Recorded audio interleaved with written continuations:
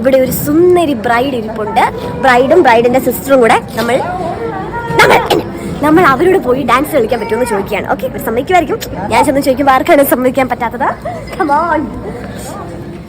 അടിപൊളിയായിട്ടുണ്ട്, കാണാൻ സുന്ദരി ആയിട്ടുണ്ട്. ബ്രൈഡും ബ്രൈഡിന്റെ വീഡിയോ ആണ്. ബ്രൈഡും ബ്രൈഡിന്റെ സിസ്റ്ററും ആണ്.